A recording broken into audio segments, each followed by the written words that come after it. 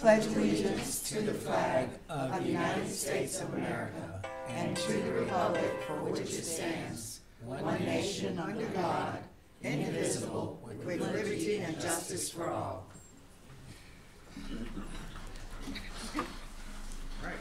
Good morning, everyone. Welcome. Day 2. I'm going to start by reading the ethics statement. Board members are reminded that it is our duty to avoid conflicts of interest and the appearance of conflicts of interest as we handle the work of this advisory board. Does any member of the advisory board know of any conflict of interest or any appearance of conflict with respect to any matters coming before us at this meeting? Alex, I'll need to recuse when Ignite of Pitt speaks. Great. For me, I'm going to recuse from KIPP Durham, Durham Charter School. I've decided to recuse from all Durham Charter School items, as well as PAVE Southeast Raleigh. I don't know if it's a recusal when I present my own school before the board, but I think you better recuse. Yeah. No, I'm going to be talking, and I look forward to answering your questions. If so, please state them for the record. And if during the course of the meeting you become aware of any apparent or real conflicts of interest, please bring them to my attention, and then it'll be your duty to abstain from participating in discussion and voting. Mr. Chair, why are you recusing on Durham? I'm just not, because I run a Durham charter school. I'm not going to vote or discuss any of the Durham charters. Yeah. Right. Just to be. All right. Our mission statement is the Charter Schools Advisory Board works to ensure the existence of high-quality charter schools in North Carolina. All right. In terms of the agenda today, just going over the agenda, we are going to start with selected low-performing and continually low-performing school presentations, beginning with KIPP Durham. We will break for an early lunch today at 11, and then at 12 begin hear from our schools that have required annual presentations to the Charter School Advisory Board. We have Ms. Tammy Howard coming to present on the new math standards and testing involved with that.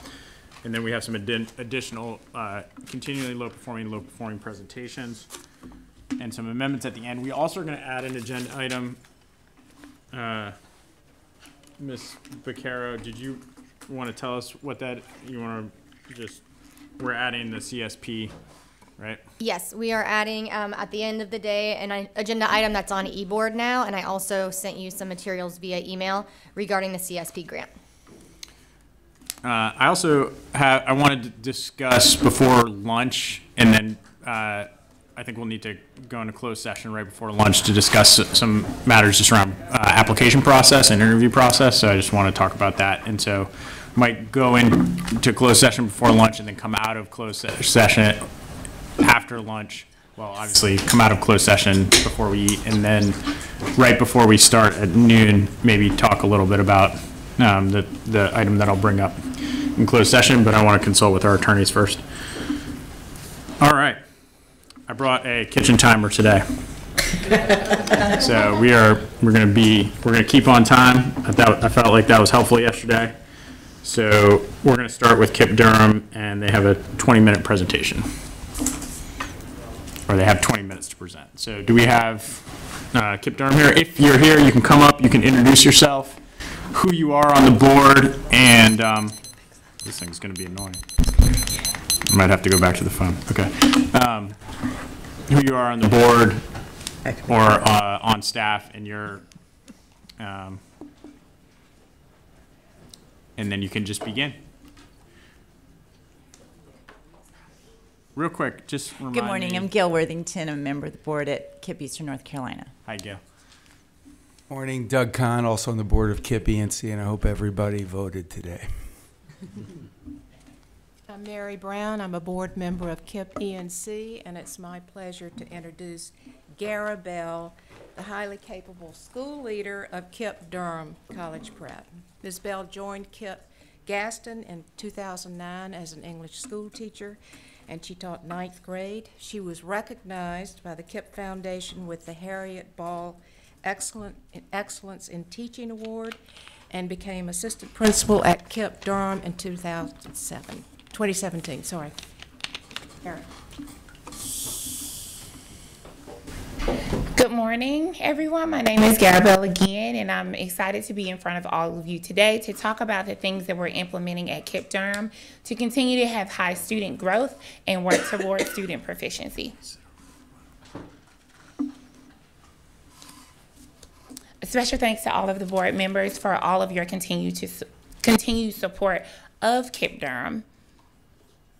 I'm not going to read my bio to you, but just to highlight a few things. I've been with KIPP ENC for over a decade, and I've actually been a part of KIPP Gaston since it opened its doors in 2001, so I definitely know what excellence looks like. A lot of people ask what continues to drive me to do this work, and it's definitely the mission of KIPP Durham. And the mission of KIPP Durham College Prep is to empower all of our students with the skills, knowledge, and character necessary to succeed in the colleges of their choice, strengthen their communities, and fight for social justice. In order to continue to honor our mission, we actively still recruit students from underserved communities all across Durham.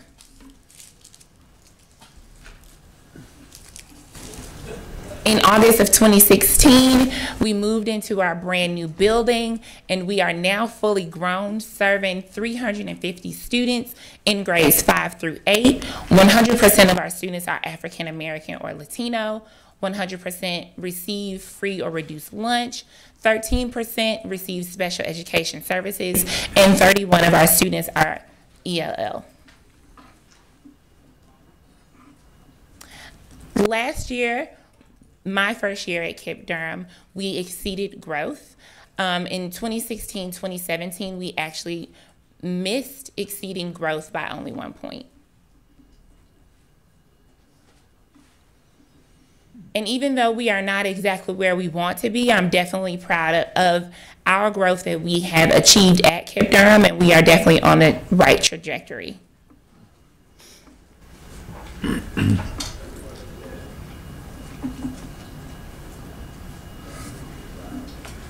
At KIPP ENC, we have some key investments in staff this year. My AP, Ben, who is holding down the fort right now in my absence, Ben Pendrag, Brett Noble, Shaquila Hill, Emily Ringler, who coach, facilitate, support, model high-quality teaching for myself and for other teachers across the network.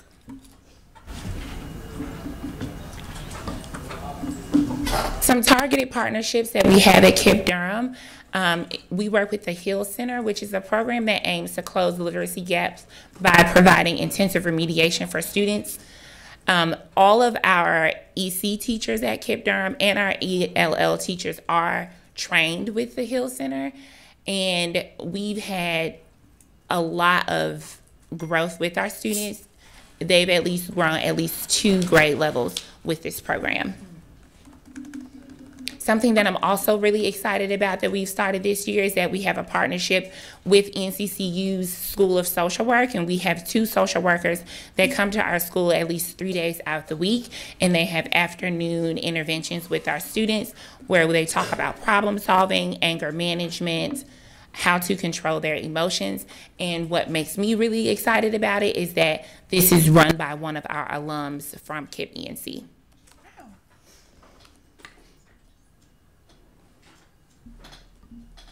We continue to leverage our expertise.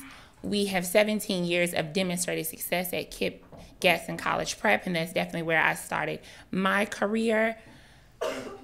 We have 2 Gaston and Durham cohorts, one for principals and one for assistant principals, where we meet regularly to do observations, talk about best strategies to help our teachers and students grow.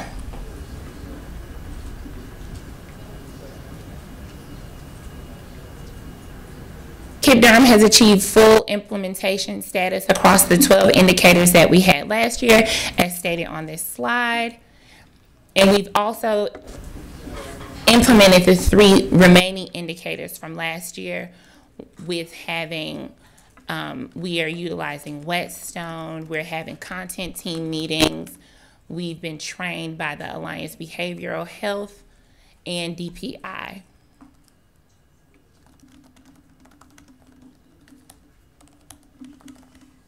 In short, KIPP Durham is on the move, and we are excited about the growth that we're achieving.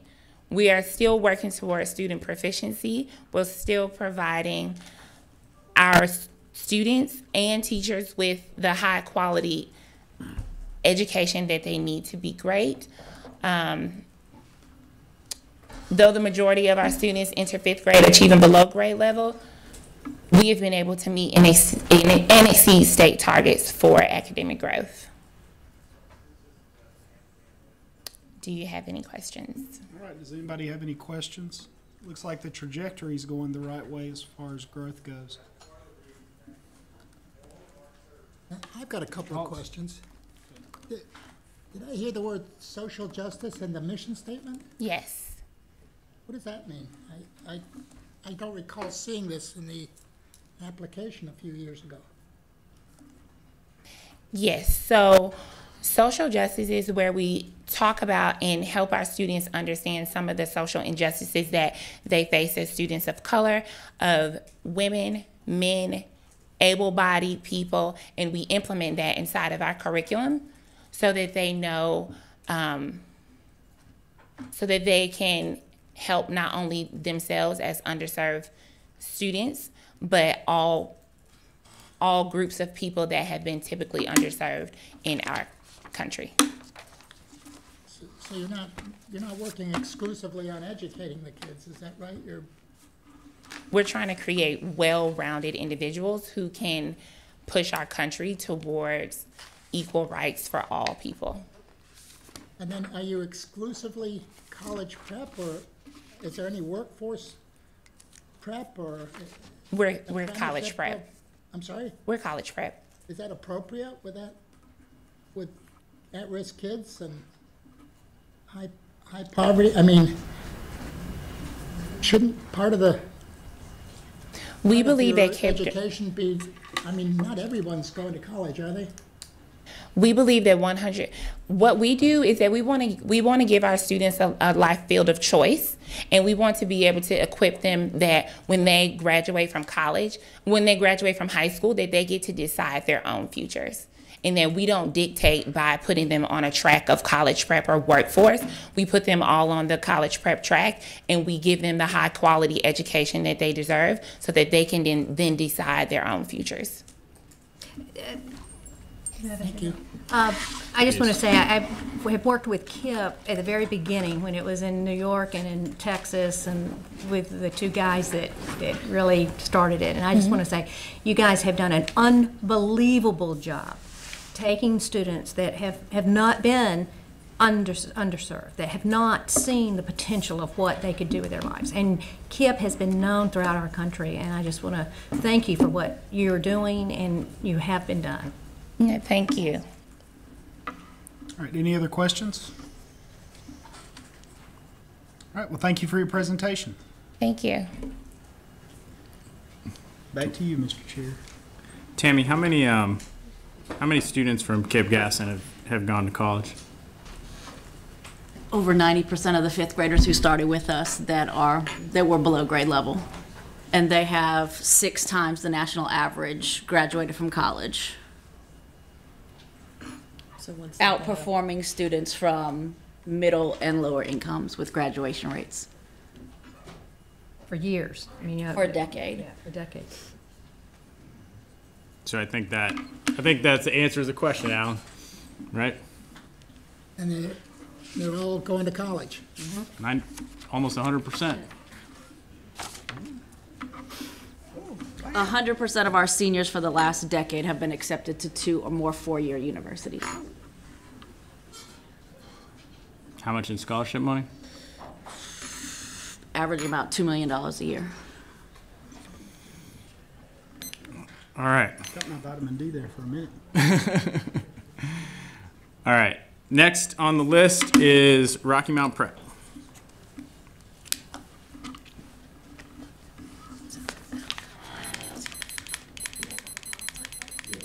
Jessica, Dr. Gerald G.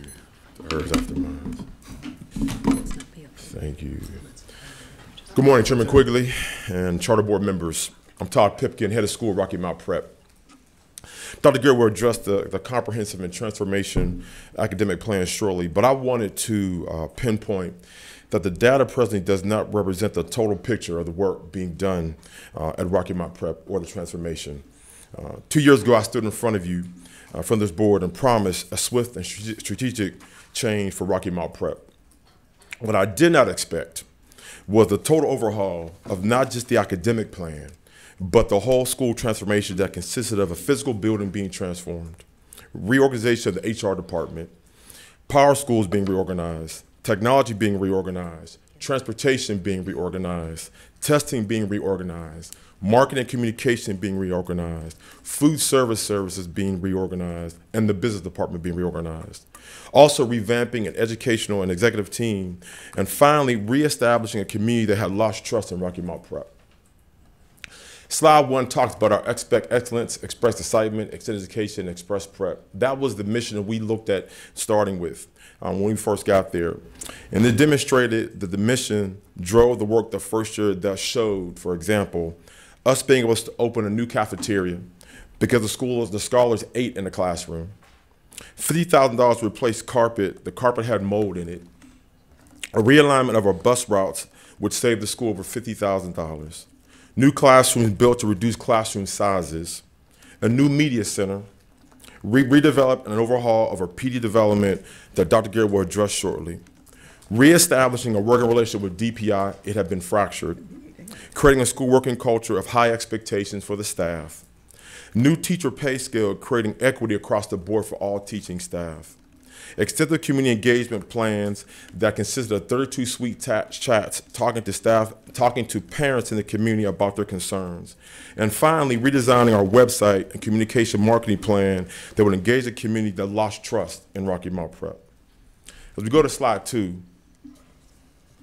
as you see, we received several grants. I did realize that we could not only depend just on the DPI's funding, but we had to take a look at other outside sources to help us to reach the goal of transformation. These are some of the grants that we received for the school, as well as we received a grant from the Foundation of the Carolinas to implement 15 new smart boards in the school this year or last year. Let's go to slide 2. I also realized that when I first started there was only one community partner. As I speak today, we have over 40 community partners helping us to transform Rocky Mount Prep. These are just some of them. I think what is really monumental is that we did have a male conference that partnered with Nash Rocky Mount. If you're aware of the history between Rocky Mount Prep and Nash, it had been a fractured relationship. Dr. Jefferson and I have worked together to make sure that we work together in coherence, because he has kids like I have kids, and sometimes they transfer to our school and they go to his school. Zaxby's has helped us with our food program. We have several families and scholars who food is a necessity, and the food bank has helped us tremendously. BB&T Bank has helped us with our family initiatives and teaching parents and our staff about money. The Boys and Girls Clubs were a partner with us with the Mel Conference. Of course, the police department has been a huge partner with us and working to really change the perspective of how the community sees the police department. And I can go on and on with the list of partnerships that we have there at Rocky Mount Prep. One of the things that we want to take a look at, how do we encourage or how do we make sure we find teaching staff that was excellence? And so one of the partnerships that we established this year was Teach for America, and we're pretty excited about the partnership with them. When we first arrived 2 years ago, Teach for America did not really want to talk with us about the partnership and collaboration. This year, after they came and visited us and saw the work that we were doing and how we were trying to transform the school, they jumped on board. And so I'm really excited to have the fact that we have Teach for America helping us to really move the school in the right direction. Also, we have put a substantial amount of investment in professional development. We want to make sure the staff, all staff, not just teaching staff, but that consists of secretaries, that consists of principals, consists of myself, have professional development that helps us move forward. And so having partnerships with Teach for America, investing in our teachers and our staff is very critical for us. Safety has been a big issue. thing for you here in school today, but it's something we hit from the ground running, making sure that we had things that were in place to make sure our school was safe. We serve over 1,300 students on a very open campus. These are just some of the things that were implemented. Just recently, we were at the leadership training for charter schools. We found out about ALICE training, which our staff will be participating in, which is really important. But these are some of the things that we did to make sure that the school was safe. And I think we've done a really great job of making sure staff and parents and students are aware of what safety measures are in place for schools, for the school. I want to mention this about power schools. We had, when we first got there, my first year, wasn't for sure how we were tracking enrollment. Couldn't tell you who was coming, who was going. We implemented a new power school system that allows us to track and help us to budget effectively. And as our board can elaborate on, and the data that goes to the state, you'll find that our budget has been the best it's ever been in years. And it's because we have an effective model of being able to make sure we track and find out who's coming and who's going, and maybe to really, as we go into the fall, adjust our budget to according to what our numbers say. And so this was a really big issue for us, because my first year there, quite frankly, there wasn't a system that allowed us to show who was coming, who was going, and who was coming. We had no idea. And so this is something that was a really big deal for us, I believe, of a school, and allows us now to really budget effectively to move forward. Do you have any questions for me? Dr. Garrett will be presenting the academic plan to change. Any questions for me right now? Anything at all? What's your biggest challenge right now? Our biggest challenge, I think, is teacher capacity. Dealing to make sure that staff has the capacity to be able to teach and move the school forward, and we're working hard to make sure that happens. So I think that's one of the biggest challenges. We hired over 50 new teachers in 2 years. And so, we went not just locally, we went nationally to hire teachers. But one of the challenges when you have new teachers and in our environment, the expectation is, you're going to come in and roll your sleeves up and get busy. And I think that that's one of our biggest challenges, is building capacity in those who really understand the work that has to happen in our school environment. And so it takes a unique teacher to do that. And so I think that the capacity building for the staff is probably one of the biggest challenges that we face, being able to make sure people understand how to teach our kids. So hope I answered that question. If I could ask a question. Yes, sir. Your current enrollment is 1,300? We're about 1,264, I believe, right now, 1,260, yeah, about 1,264, I believe we are. All right, and is that proficiency score going to increase the next few years? We would hope it does, sir. Yes, we would hope it does move forward. And we're working very hard. Dr. Garrett is going to go into all the details about it. But I think that one of the things that, we had to really regain the trust of Rocky Mount Prep, and that was a challenge for many of our scholars. And we pulled from 7 LEAs. So we're pulling from a lot of different areas. But the goal ultimately is to always help make sure our kids perform effectively. And not just perform, but I think the goal is how do we help them move forward in life to be successful scholars? If they want to go into the military, they want to go to college, they want to go to trade school, how do we make sure that they are moving forward in a direction to help them? And that's the goal. I think that we definitely want to move them academically, but we want the whole child to be able to move forward and be successful to society. Thank you. Okay, thank you, sir. How many principals do you have? So you're the executive director, Dr. Garrett's the Chief Academic Officer. CAO. Yep. So we have 3 principals. We have 1 principal for elementary. We have an assistant principal for elementary because there's 600 students there. And right now we're in the process of hiring for our high school principal and middle school principal. Okay. Okay. Any other questions? Okay. Thank you, guys. Dr. Garrett. Excuse me. Good morning. And some of your questions I can answer in this part of our presentation. Excuse me.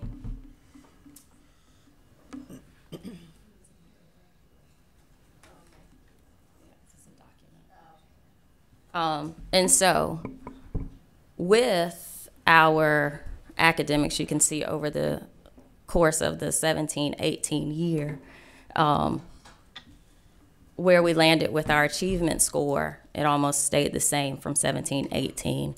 We did improve our growth score, giving us a 1-point increase in our school performance score. And so, to be honest with you, when we unpacked our data at the end of the year, there were some surprises for us. We had anticipated greater growth within our data and also greater proficiency. And so we spent the summer as a curriculum team and with a lot of staff that was on hand with our summer programs and opportunities, really unpacking the pieces to our puzzle. And so you can see back in 2016 when we came before you the first time, that's kind of some of the factors that we saw contributing to the low performance. And we can scroll through that to the, no, we can keep going. That's there for your review again when you get the opportunity. But it's led us to our academic improvement plan. So our goals within our academic improvement plan continue to remain the same. We are operating on the plan. Number one goal is to increase proficiency. Second goal is to increase growth. And the third goal is around building a solid team, training and retaining staff. And so if we go back to goal one, it's just a brief overview. If we go back to goal one, that increasing the proficiency piece is really rooted in our instructional model. Our instructional model, and you can see kind of our journey over the past year or so, is around, we walked into a school which we said kind of had a false start or may have been suffering from blended learning hurt. And so we did hire an instructional technology facilitator. That's one of the goals that you see there. The second year to kind of help smooth that over. So we've moved from a space where we have began talking about blended learning to where we are helping and coaching our teachers to make sure that they're using technology appropriately as part of our instructional technology, as part of our instructional improvement model. One of the pieces that was big was we found that our school was not using state-aligned curriculums, although they were having to take state tests. So we did go through the process of vetting curriculums that were also comprehensive enough that our teachers would not have to be seeking a lot of outside resources to supplement and make sure students had what they needed. In that process, we did work with our teams to be able to identify those appropriate curriculums so that we weren't just handing them something, but they also had some buy-in and some opportunity to value the curriculums that were being provided to them. And also what we learned as we've gone through this process of building a new team, and we've also been able to recruit some more seasoned teachers that maybe some of the state-aligned resources that we found were not as strong as we thought they were, and maybe they were some different resources. Case in point is transitioning from a Triumph Coach Digital model to using Journeys with our ELA because it provided a more comprehensive set of supports for our scholars, as well as changing our digital supplements that we use. So we also selected curriculums that had the digital component where our teachers could use that assistive technology as necessary with their scholars, but also looking into different supplements. And so we did make some significant purchases in some programs such as Achieve 3000, which provides our kids with informational text on a regular basis. It also does a lot of the differentiating for them. It also provides them with Lexiles and allows them to progress monitor themselves as well as the teachers and allow the teachers to be selective around those processes. Other tools such as Discovery Education are being utilized. We've used that. And you'll also see where we're also implementing iReady as an assessment tool. Another piece to this is also our balanced assessment model. And we wanted to make sure that our teams had the right data in front of them in order to be able to make informed instructions about our scholars' placements and their progress through the curriculum. And so we implemented a system in which we use assessments such as NWA, as well as benchmarks to help monitor progress for our scholars throughout the year. One of the things that we found was the capacity around utilizing NWA well was not there. Being able to use NWA as a target to move instruction was difficult. One of the things that we did, we have moved to using the North Carolina check-in assessments in all of our grade levels, and providing a data analysis protocol for our teachers with all of our assessments so that they are able to pinpoint where scholars are struggling, and they can also be able to provide what we call an instructional reaction to that. And so the conversation that we're having with our teachers is, what is your data telling you your scholars need? So we've moved beyond the most missed, most mastered type of question to the point where we're now saying, what is it telling you your scholars are needing, and allowing them to unpack that question based upon the data that they are receiving. Also, a big part of this model is our instructional support model. And that is the facilitation of our professional learning communities. We began implementing those communities back in 2016, where our teams found we're receiving structure on what does a professional learning community look like, what do those conversations sound like, how are they being guided, and continuing to walk through that process.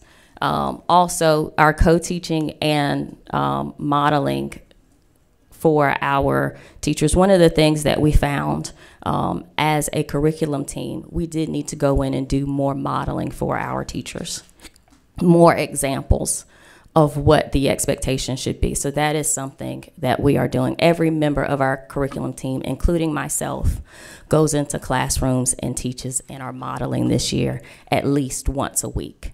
I want to stop you there, Dr. Garrett, so that we have a couple minutes to ask questions. Okay. Any questions because we're going to run out of time. Any questions from the group, from the board? I don't know that I have a question. I have kind of a concern. You have a lot of stuff going on, a lot of different things going on. And you're saying you have a novice staff that requires a lot of support for instruction. And that's an awful lot of stuff to try to get together. You might really want to look at what's going to get your biggest bang for your buck and get your teachers good at that. Because with all over the place, they're never going to get there.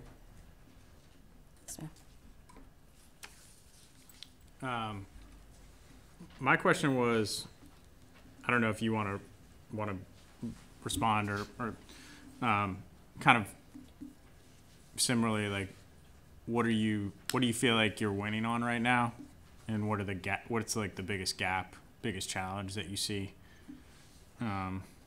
What are we weighing on right now? Winning, like what are you being successful at? What are we being successful at? I do see where we can find that we're turning the corner with the modeling and the instructional feedback that our teachers are seeing. And like I said, we do have a lot of new staff this year.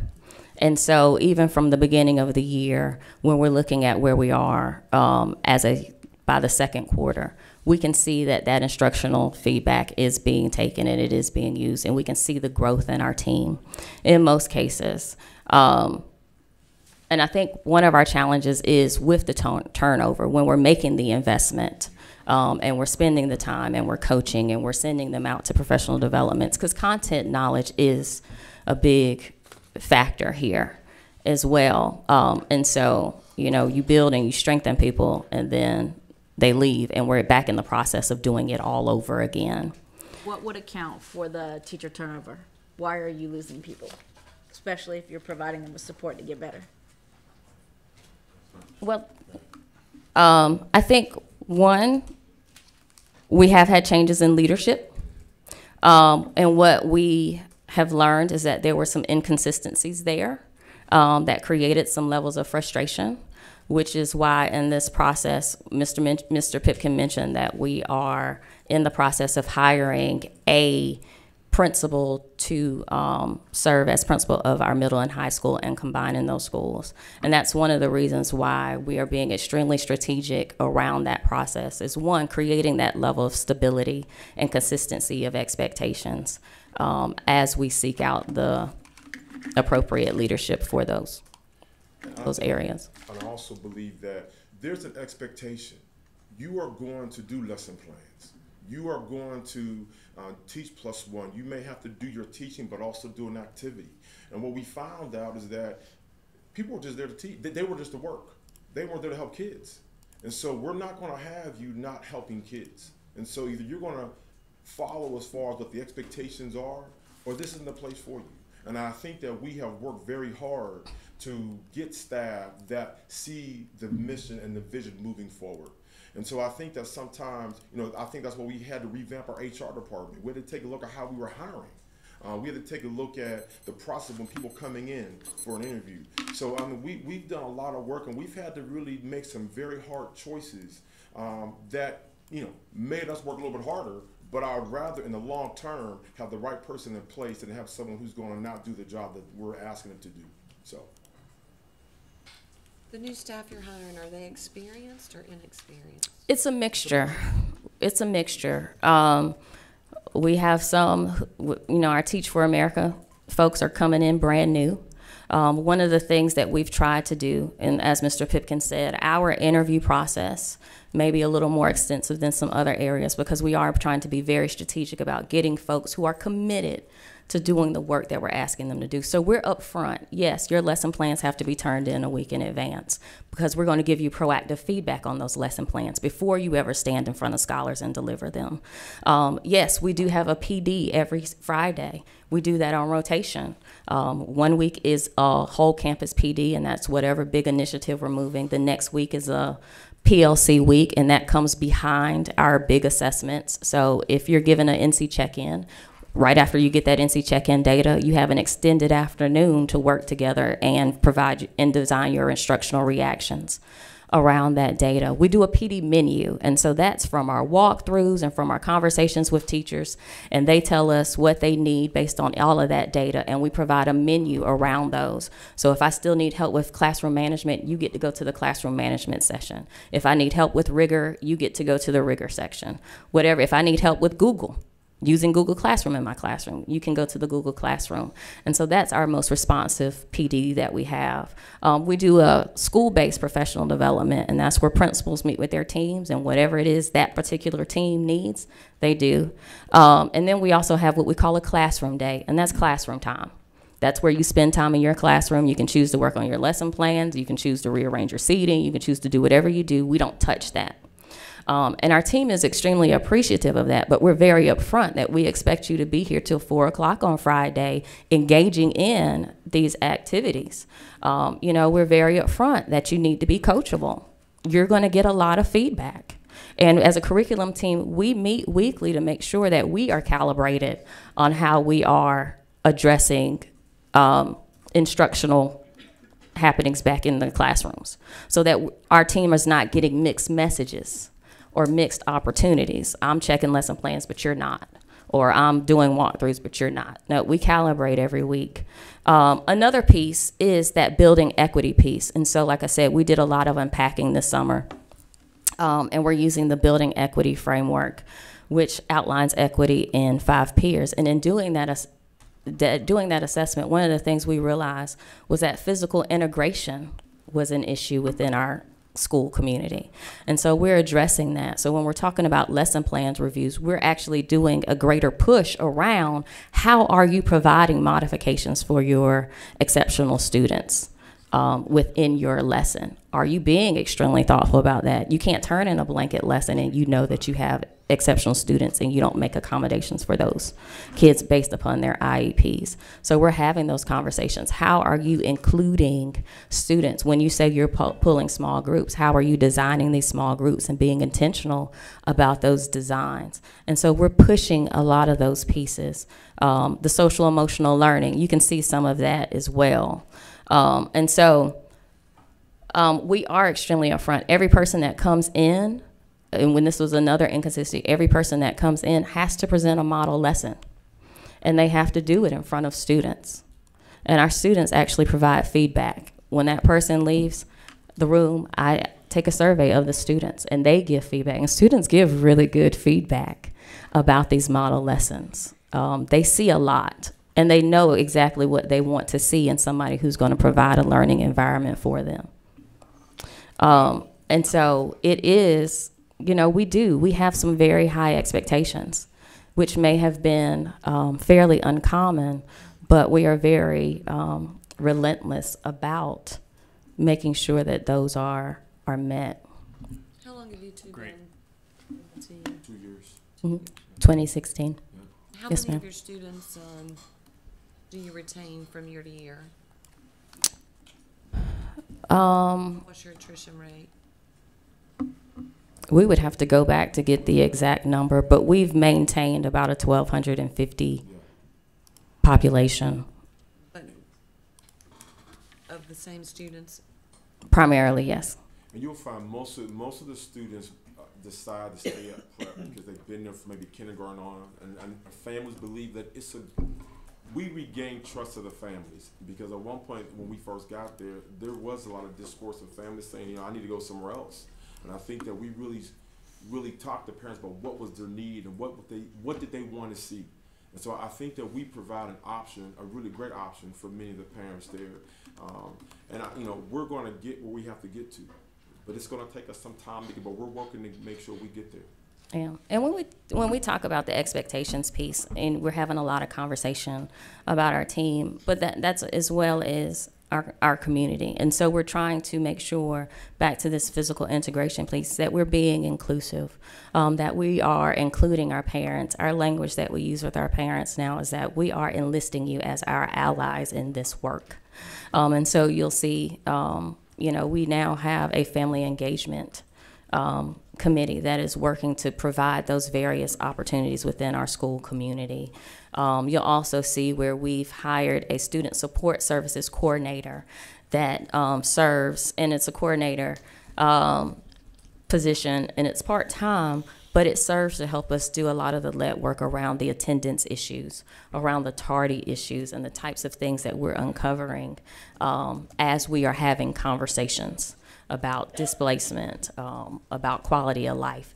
And so also connecting families to those services, be they within our school community or outside of our school community, so that that need is met while we are, expecting more. Thank you. Great. Any other questions? We're running over. So unless it's burning. It's not burning. All right. Great. Thank you, Dr. Garrett. Thank you. Appreciate it. Thank you. All right. Next we have Wilmington Prep. And it is 9:05. We're doing well on time.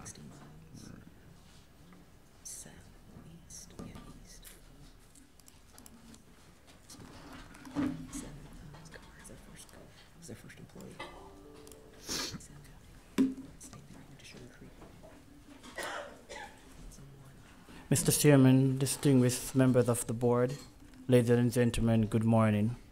My name is Kevin Johnson, and I'm the school principal at Wilmington Preparatory Academy. With me this morning is our board chair, Miss Valerie Galloway, board member, business finance manager, Miss Mary Rusher. We're thankful for this opportunity to present to you today our plan for school-wide academic improvement as well as overall school growth. In the fall of 2010, I was appointed school principal at Wilmington Prep, and over the past 7.5 years, I've been serving in that capacity. During the period of that time, the school had met or exceeded its growth, except for 2 years ago in the 2016-17 school year. Now, as we look at our data from last school year, as we've seen here, all of our grades except for 3rd and 6th grade did relatively well as it relates to English, language, arts, math, and also science at 5th and 8th grade. As for our 3rd grade, unfortunately, our 3rd grade teacher broke her leg during the course of the school year, and she was out for up to 8 weeks. We did hire on a qualified substitute teacher, but little did we know of how drastic it would have impacted our students' academic outcome. For our 6th grade, unfortunately, our 6th grade teacher left us within the second 9 weeks of the school year for pretty much a better opportunity. So when we compare last year's data to the previous year, as shown here, our school performance score decreased by approximately 7%. However, we did met our growth, and for both years we receive a letter D, which by all means is unsatisfactory. As such, our school strategic planning committee have created, or I should say revised, our school goal for the 2018-19 school year. For the current school year, we plan to improve our students' academic performance by at least 60% and meet and exceed our growth as measured by EVAS by the end of the 2018-19 school year. To do this, we plan to focus on primarily 3 areas. That is our academics, professional development, and governance. Our academic goal is that students at Wilmington Prep will show at least 14% growth in reading and math scores as measured by North Carolina end of grade assessments. Our professional development goal is that Wilmington Prep will provide effective research-based professional development for school administration and our entire teaching staff. Our governance goal, the Board of Directors will monitor and evaluate the academic process throughout the 2018-19 school year. Now, how are we gonna accomplish these goals? We have created action steps that will be taken, and I'll start with our academics. First, we will increase our out-of-school tutoring from 5 days to 8 days. Fortunately for us, we operate on the year-round schedule, and as such, we have the opportunity to invite our students that are identified as at-risk students for tutoring during those intersession breaks. In the past, we have been offering tutoring for just 1 week. We've decided for the current school year we will be offering tutoring for 8 days. In addition, Is 8 days over how long? Over a year, over a month? No, it's within each intersession break. So for the fall break, when we are out for 3 weeks, we will invite those kids to come on in for 8 days. For our spring intersession, when we're out, we will invite those students to come on in. In addition, we'll start our after-school tutoring in January as opposed to March. In previous years, we offer after-school tutoring on Tuesdays and Thursdays, but we have started those when we return from our spring break. For this current school year, we want to start after-school tutoring a little bit earlier, so we want to actually start those tutoring when we return from our winter break as opposed to our spring break. We want to conduct weekly teacher walkthrough and provide instant feedback to our teachers. In the previous years, we have been conducting those bi-weekly, but we see it necessary to actually conduct those walkthrough on a weekly basis. We also require our teachers to incorporate tests taking strategies across all content areas, and we have created a school data team that will disaggregate all available school data. We will continue to provide a common planning time for our teachers, for them to actually discuss school data, and also as a means of promoting collaboration among our staff members. Our teachers are required to use benchmark test results to inform their daily instructions. We also require our teachers by observation and teacher walkthrough that they need to actually differentiate their instruction to ensure that they're meeting the needs of all learners. And this year we have provided a subscription for school-wide iReady. Last year we did use iReady, however, it was just for our tested grades. For the current school year, we are using it school-wide. For our professional development goal, these are the action steps that will be taken. We will survey our staff for their professional development needs, and based upon those surveys, we will offer professional development workshops and conferences. Our teachers are also required to complete PD modules offered by NCDPI. Teachers will attend bi-monthly PLC meetings. The school administration will participate in Build Leaders workshop that are all over the state, and our teachers will be selected to be trained for teacher leadership roles, whether it's for PLC coordinators, mentors, or grade level chairs. As it relates to governance, our board of directors will approve our 2018-19 strategic plan. The Board of Directors will appoint an academic performance committee to monitor the school's academic performance and report to the Board of Directors on a monthly basis. They will conduct a mid-year comprehensive school principal evaluation. They will request quarterly academic report from the school principal. The Board of Directors, along with the school data team, will review, analyze local benchmark test results, iReady diagnostic and growth monitoring results, or M-Class reading 3D, as well as all end-of-grade results. And the Board of Directors will participate in governance training throughout the course of the school year. We believe that with the successful implementation of this plan, we're confident that our students Can I ask you a question, clarifying question there? So this is the board that's going to review and analyze local benchmark results? The school data planning team. Okay, so not the board. But they will, the board requires them to actually present that at the board meetings. Okay. So I've got a question, if I could. Yeah. Well, actually, two questions. Number one, what is the current enrollment at the school?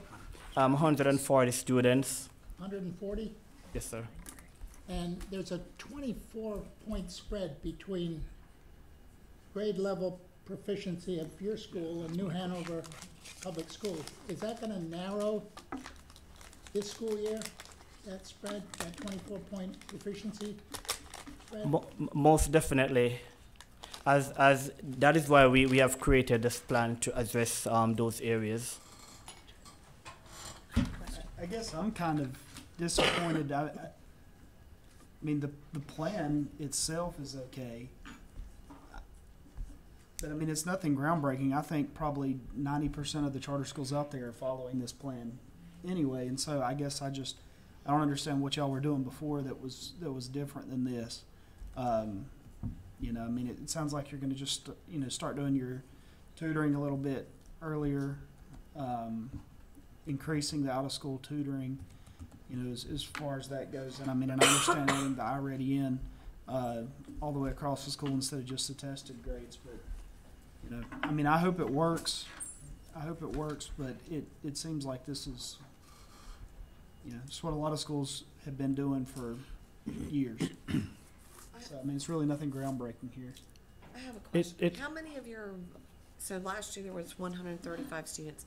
How many of them were tested? Approximately 80 students. 80? So your K-8, that's 9 grade levels. How many teachers do you have? 10. 10. So do you have a classroom per grade? Yes, ma'am. So except for kindergarten, where there is 2 classes. 2 classes of kindergarten. Okay. So I'm thinking each teacher has what, 15, 20 students max? Average.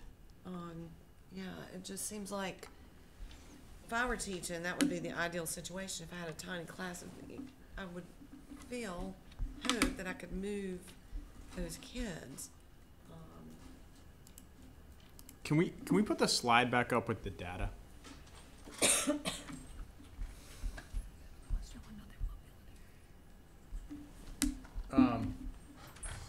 not what's in here. You said the 6th grade teacher left. Is that what you're attributing just the cliff that they dropped? Not totally, but it does impact.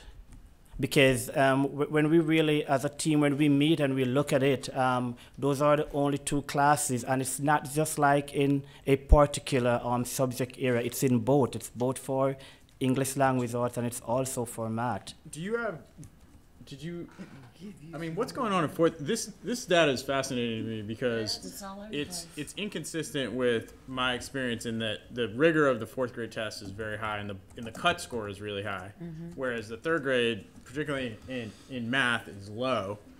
It's easier to pass the 3rd grade test. It's much harder to pass the 4th grade test. And you have 83% of your kids scoring proficient in reading in 4th grade. Was that the same teacher the year before? Did they have? No, was it the same 3rd grade teacher that taught the 3rd graders? It's the same 3rd grade and the same 4th grade teacher. I really feel it's just for the period of time that the teacher was out and to what get happened back. when the teacher was out? And how long was she out? She was out for like 8 weeks. we do have a qualified substitute teacher in, but for her to get back the students, it just didn't work well at all. It really did not. I mean, have you looked at? I mean, I had a revolving door of teachers in 4th grade last year, in the entire 4th grade, and it wasn't that bad. I mean, it was. The thing is, even when I look back at that teacher score the previous years, they were great. So was it new students? Is it students that had not been in your program in 3rd grade? Did you but get not an influx of new students? but not the majority, because if it's like 17 students and just 5 of those were actually new students. It's not really new students. What happened in 6th grade? Did you have did the students? What I mean, it's just a massive drop. It is. It's just a strange to have. I totally agree, because I try to look at it as well as a team, and we're trying to put our finger, and it's just not adding up, and because that's 5.8% compared to 83. It's just way. How did the students that scored 83 do the year before? They score like in the 60s, 70s. That's what I'm saying. When they were in the 3rd grade, they did score high as well. And then, did you get new 6th graders? Did you get a bunch of new 6th graders? Not a bunch, maybe just 50%. Well, the other thing is that I think would be helpful for your board, and if board members, if you haven't asked for this, is to actually look at the actual numbers, because the school is so small. Mm-hmm. What grades are we? How many grades do you have? What were the grades again? It's 1 per grade, except for kindergarten, where there's 2 classes. Okay, so I mean, you're basically talking about 2 or 3 kids can throw these numbers. So when percentages in some ways are not really that helpful, because the numbers are so small. So I think as a board member, I would want to ask the question like, hey, can we get this broken down? Don't give me the percent. Tell me, I mean, how many actual children are we talking about here? Because you have 5 kids that you know, the impact, and that's one of the challenges I would say you have as a school, is when you have these schools that are so small, spread across so many grade levels, it's just really hard to get consistency and to kind of stabilize your scores, because like you said, one bad year in a class and it's a wrap, you know, because the data is so your data set is so small. But you said you have the same students, that you don't have a lot of turnover. You said 5 new students in 3rd grade. Yes, ma'am. Well, my question then would be, what is happening at all kindergarten through 2nd grade? But when we look at those teachers, EVA's data, it shows that they either met or exceed their growth as well. 5 new kids out of 15 is. 5 out of 15. That's what we were saying up here. That actually is significant. Well, back to I mean, what you were that's saying one at the student one student that passed the test, right? There's one student that passed in third grade, right? It was 17, I think it was 2, yeah? Yeah, 2. 2 students passed in 3rd grade. Well, it would be helpful to have their data from year to year. So 3rd grade to 4th grade to 5th grade. Right. That way you can track to see if the trend, you know, was that 7th grade group strong the whole way. What is your ideal scale as a school? Like, what is your ideal size? In terms of Student numbers. Average 15 students per class. That would be really big, so 50? 15. 15 per in class. one class per grade level. Okay, so it's going to be a really small school either way. Well, what would that total as if you were to reach that? Like 165, 165 students. So you're always going to struggle with This is going to be, yeah. I mean, percentages and that's great if you can move, but you're gonna you know as a board, I would say one of the key challenges here is, you know, just when you have a small school like that with a lot of tested grades, a few kids can really throw your scores in either way, or a class.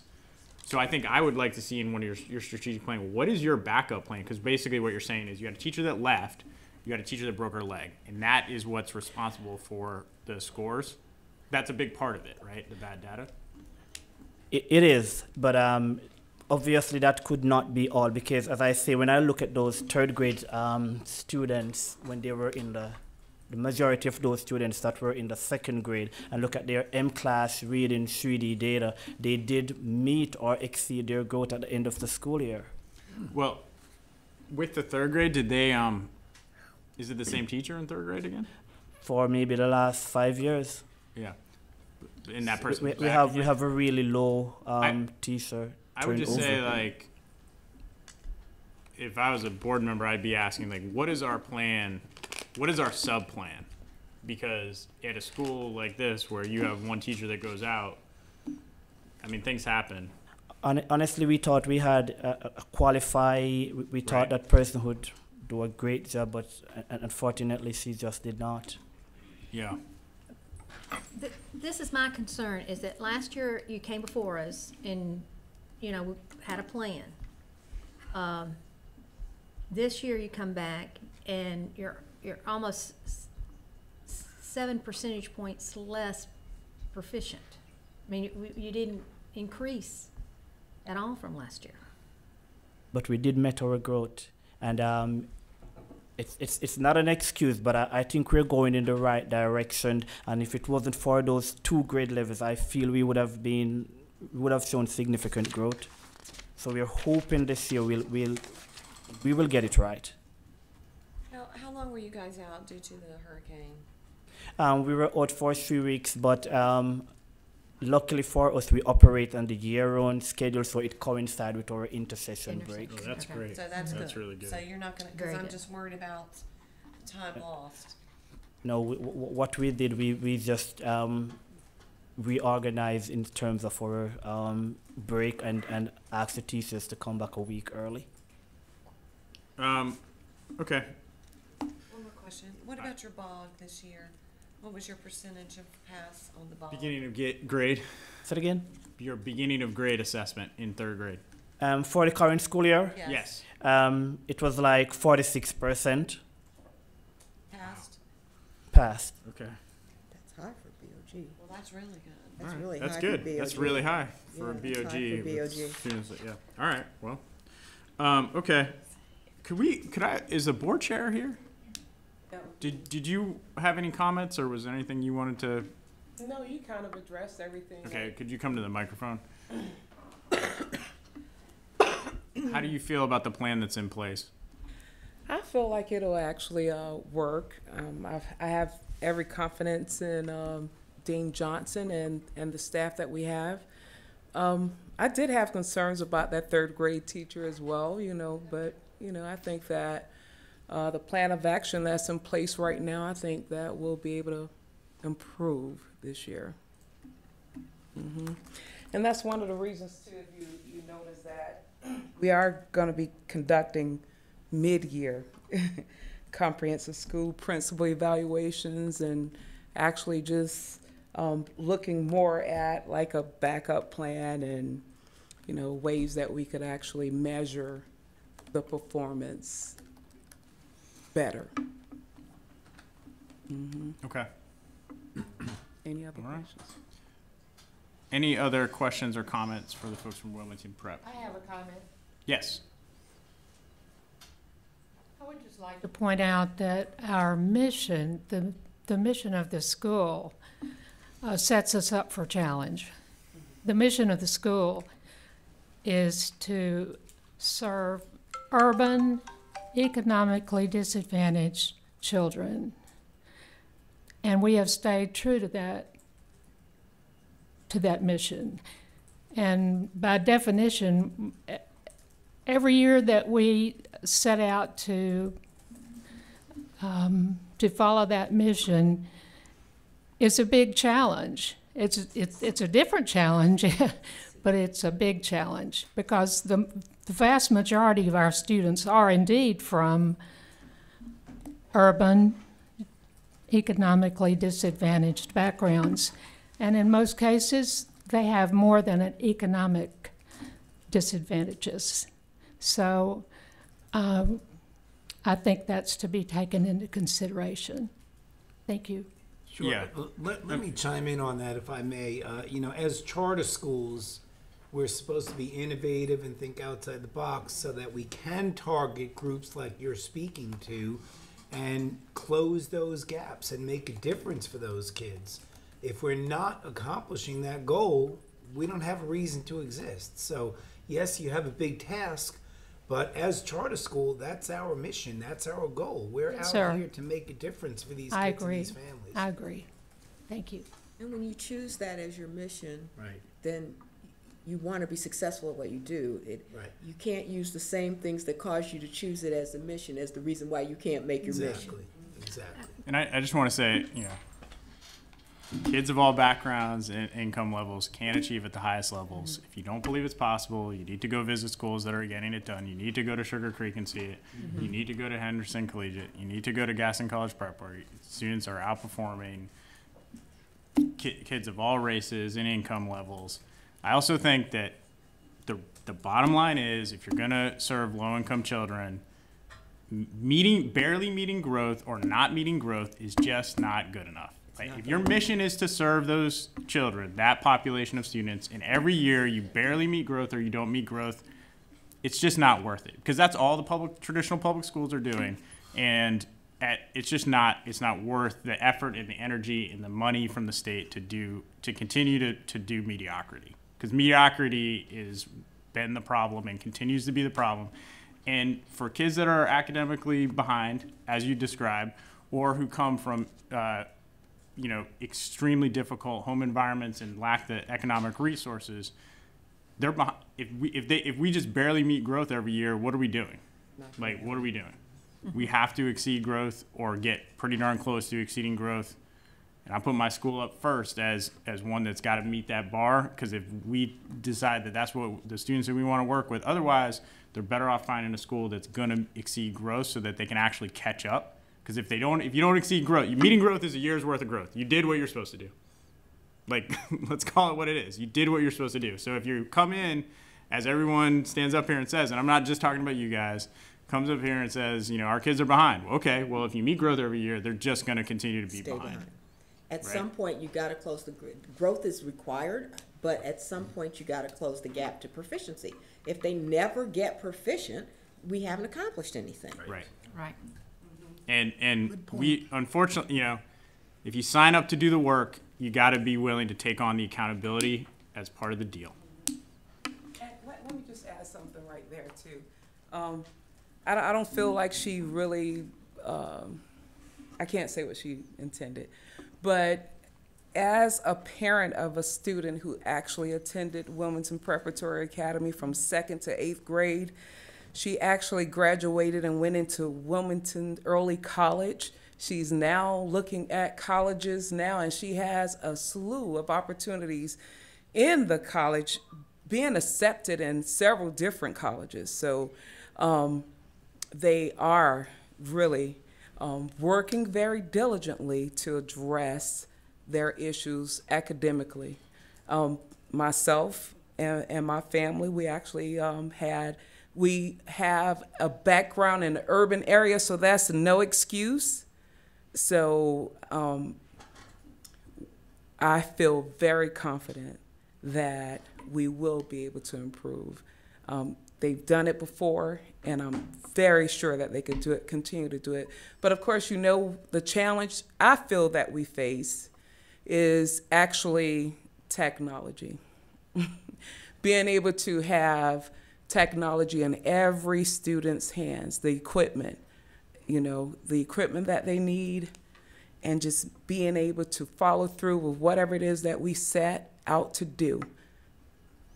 Well, that is the challenge. I'm excited to hear that your child had a good experience. I think there's a success story at every school, yes, particularly small schools. And this is not, I'm not editorializing exclusively about Wilmington Prep here. I'm talking to our board. This is partially a board conversation about, but also with all due respect, I think that the skills that our kids don't have, I guarantee I can take this phone over to any kid that scored a 1 on the EOG in my school, and they could probably unlock it and get around the filter without me telling them how to do everything. Yes. They can't read and write.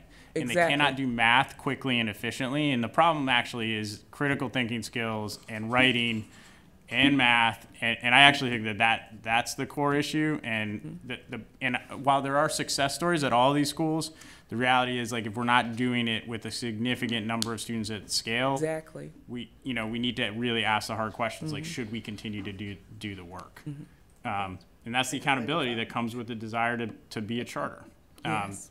I hope that you guys continue to work your plan, and hopefully you can kind of address some of these gaps. Thank you. Thank you. How long have they been around? Yeah, when? 5 years. 5 years. So when are they up for renewal? 2020. They're one of our 10-year renewals. They're the 10-year. No, 5. 5-year Oh, okay, so a couple years. All right, we're gonna take a bio break. We will reconvene in, let's see, we have a lot of time. Let's see. Well, we have 3:15, 24.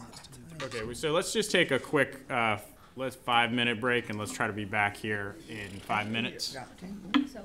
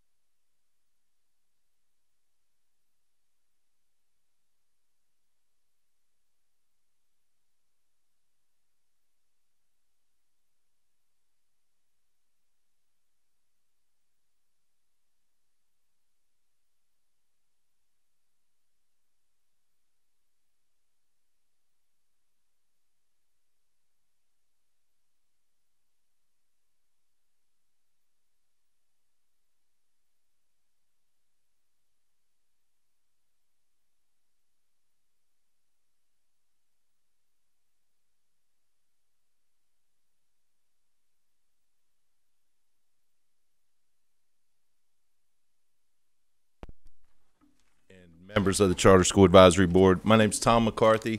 I'm the principal at Ignite Innovation Academy. And with me is Kristen Clayton. She's our finance coordinator.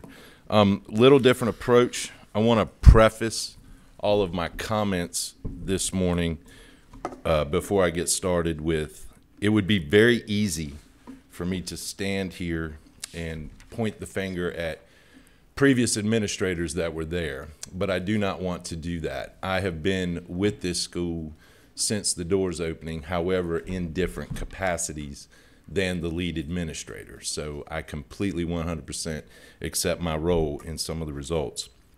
A couple of barriers, kind of when I finally took over, the theme we're walking into with this year is stability and fidelity. Because what I think has happened is that there has been a lack of stability at all levels in the school. And then the fidelity of operations and implementation was shaky as well. Walking into this year, we identified a few key areas that needed to be addressed. One was accountability, and that was accountability of the teachers, accountability of the students, and accountability of the parents, and looking at each role that stakeholders play in the success of students. Another huge one is teachers were fed huge amounts of data from multiple sources, and a lot of times all it meant to them was a red dot, yellow dot, green dot, and they didn't always know what to do with the dot. They didn't always know what the next step was to do with the dot, and so we're having a lot of dialogue and conversation around that. Communication definitely needed improvement. Our MTSS process, especially in the areas of expectations around behavior, not just the academic process of seeing if we needed to identify students for as exceptional. And probably what should have been number one was school culture. There was a lack of addressing issues sometimes as they presented themselves that were allowed to fester. And I say these became identified as goals because when we started taking a deep dive looking at some of the barriers we came up against, number one, we were a charter school that we are approaching our renewal year. So we are technically going into year 4, but we have only actually been open with students for 2. The very first year of existence, they were unable to open because of some associations with an outside of North Carolina vendor they were working with, and then some zoning issues with the building. So their first year, they actually were not able to open. So we only had 2 years of operation before we're going into our renewal cycle. Student retention has been identified as one of the key areas affecting performance and affecting how our students are doing in classes. In year 1, opened with an ADM of 171. Throughout the course of that year, there were some students that were lost. At the end of the year, closed out right around 147. Returning students in 17-18 were 125. So you saw a 50 student approximately decrease that had been with you at some point.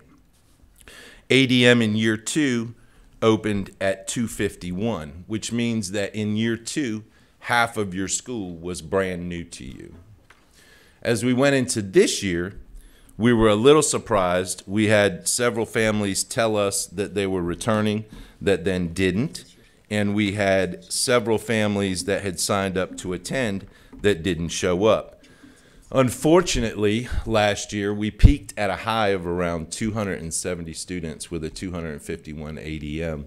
That number declined to the end of the year at around 218, which spoke loudly to some of the issues that parents and families were having with the way that some operations were taking place. When we came back this year from that around 218 students that we ended with, approximately 113, so another 100 went looking for another place to have school. We looked at this right away and we said that this is the primary area that we need to focus on. We need to look at what are the reasons people are not staying with us. And so as reaching out, we found that communication was a huge barrier between families and teachers. Teachers weren't keeping families informed about how their students were doing. We also found out that there were some, I call them personality conflicts, but teachers and parents not always agreeing on the best way to make sure that their students were being educated.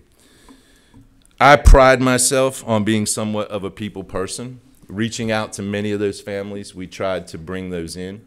We tried to be very forthright in how we were going to address some of these issues as far as parent concerns, making sure that they were dealt with very quickly, making sure that they were addressed, not always the way they might have wanted to see it, but explaining our thinking and why things were being done.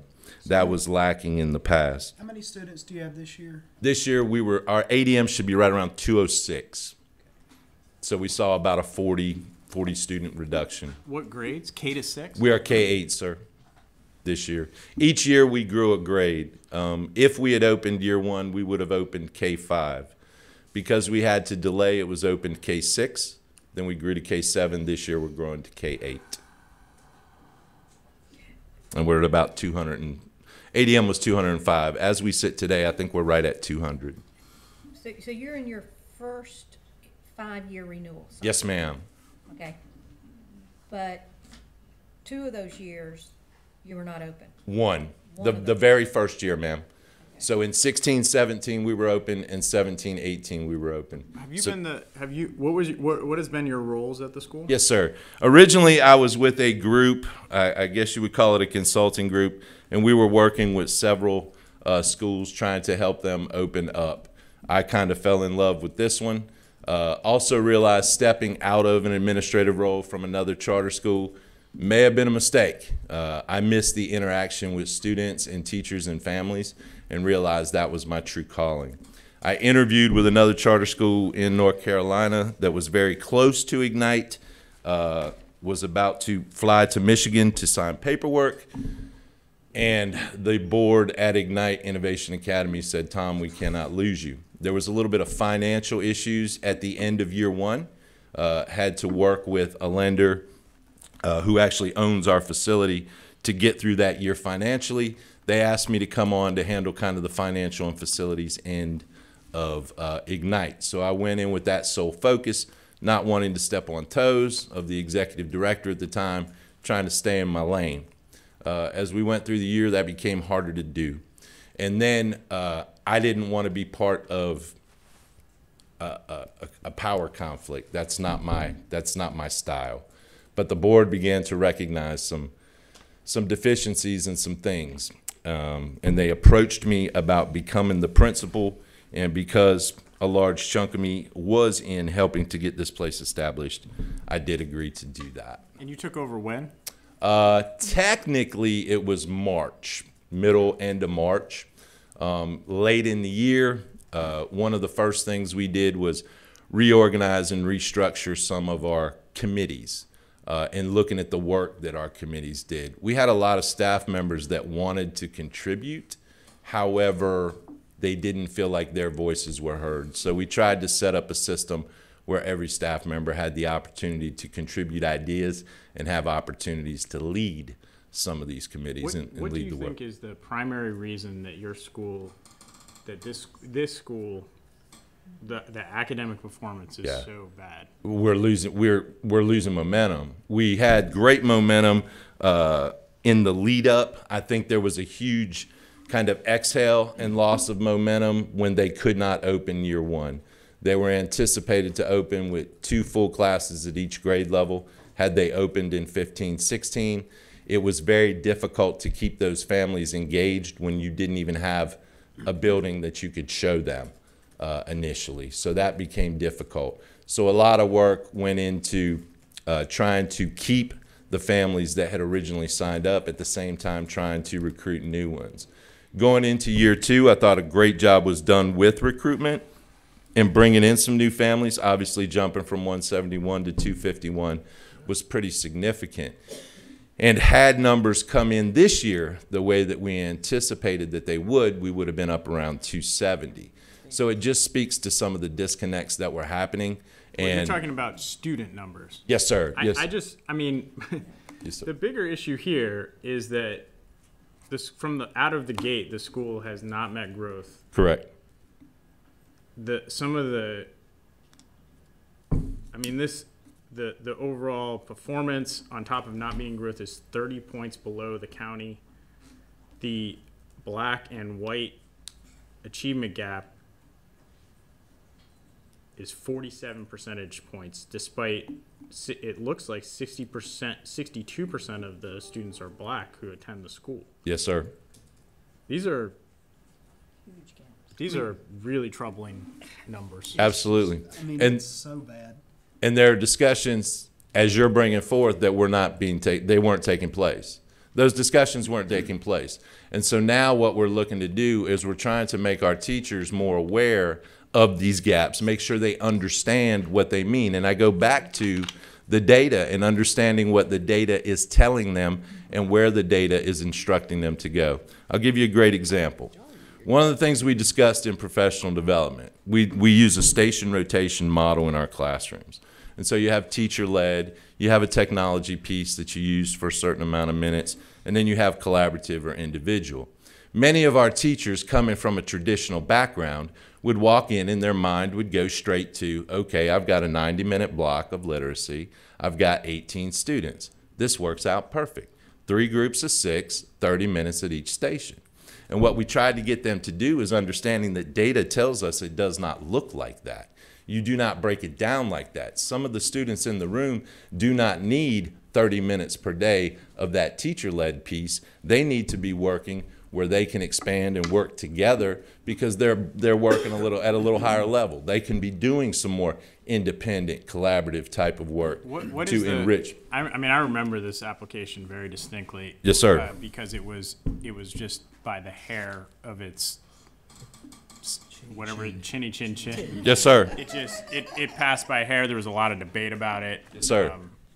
What is the curriculum? Like, what do you actually do? Because we're talking about kind of committees and Yes, sir. numbers. Like, I mean, what is actually happening with KIT? What is the curriculum what are you doing? Yes, sir. We have the core knowledge curriculum for the literacy piece. There was some. Do you have both the knowledge and skills components of that curriculum? Yes, sir. Yes, sir. Yes, For sir. ELA. However, this goes back to a fidelity issue and making sure that it's implemented correctly, making sure that it's being used the way that it is meant to be used, as opposed to picking and choosing. And sometimes that comes when you have teachers that come into the building and are coming from a different mindset of things are handed to them through however many layers. In a charter school, teachers have much more responsibility to, take the things that they're given to, make some determinations, definitely, because they are teacher leaders, but they weren't making the right decisions. And at that time, we weren't pushing them, we weren't providing the staff development that they need, we weren't providing them with the skills to make sure that they were using it effectively, and not to beat a dead horse, but with fidelity, making sure that it was done. If I can get away with something as a human being and not get my hand slapped, I'm going to continue to do that. And we've got to make sure that we're being true to the curriculum that we know can be effective. So CKELA. Yes, sir. What else? iReady for math. And we do use the iReady diagnostics even in the reading. The teachers like that information. It seems. Do you have the workbooks? Yes, sir. We have both. Okay. Even though for the reading, so we're using the CKLA, the iReady in the reading component is being used as a remedial element. So as we're creating some of these small groups and giving them some remediation in their reading, that's the resource that we're using in our Tier 2 and Tier 3. Is this for all grades K to 8? Yes, sir. Yes, sir. Are you the person managing the implementation of the curriculum? Yes, sir. As well as trying to address many of the other issues. In our letter that you see here, one move that our board has made representing that or demonstrating they understand that we have a very small staff with a lot of responsibilities. Ever since I joined the charter school world, it became very clear that you were a superintendent more than you were a school principal. The irony there being that sometimes superintendents come into charter schools and often forget what it was like to be a principal. And so you're balancing all of those elements. And so they recognize that providing the professional development, monitoring all the things that need to be monitored, can prove very difficult. And if fidelity is one of the areas that we're talking about when you're dealing with discipline, when you're dealing with a leak in the roof, when you're dealing with all the other things that happen throughout the course of the day, they did agree to bring in a consulting group that can help with some of the professional development delivery, that can assist with some of the finance, which working with the finance coordinator, I still have a large oversight of. So just being able to bring some folks in to help with some of the day-to-day kind of tasks has been their idea of how we're going to be able to move forward. What are they going to, who are these? Who is the consultant? KM Consulting Group. And who are they? They are a group out of South Carolina with years of charter school experience. The two primary folks we're working with are Dave Fonts and Mark Kramer. In our attachment, we included a timeline that outlines some of the steps we're going to take in the next 12 to 18 months to ensure we're checking all the boxes, making sure we're, number one, moving towards renewal, and at the same time, moving towards showing growth. We have a complete growth mindset in everything that we're doing. Instead of thinking in terms of class, we think in terms of individuals. We don't talk in terms, when we write lesson plans, we think in terms of individuals and what students need. We're being creative with our groupings. Just because you're a second grader, if you're working at the same skill level as a fourth grader, there's no reason that you can't maximize minutes and maximize time and team those kids up when you're doing some of your remedial instruction. We're trying to get out of the second graders go do this, fourth graders go do this, fifth graders go do this, and thinking more in terms of individual students and what their needs are at any point throughout the year. So is KM Consulting, because looking on their website, it seems like they're accounting, financial advisory, regulatory compliance, reporting, budgeting. They're doing more. There's two elements. There's a financial element, and then there's also an academic element, plus the resources that they have access to. They can bring in assistance with CKLA training. They can bring in assistance with classroom management training, which is an area that some teachers need some assistance with.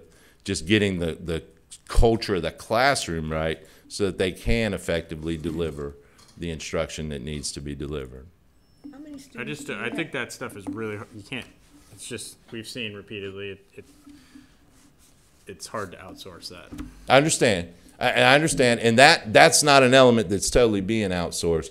I can tell you right now, any parent that has been with us in 3 years has walked in and commented directly on the change in the feel of the school. And I don't care what school you go to, most people make their decisions within the first 15 seconds of walking in. It's how you're treated when you walk through the door. It's the vibe you get from what's on the hallway, on the walls in the hallway. It's the approach that people make to you. It's the feeling that they get. And people are commenting that that feeling is 1,000% different than what they experienced before.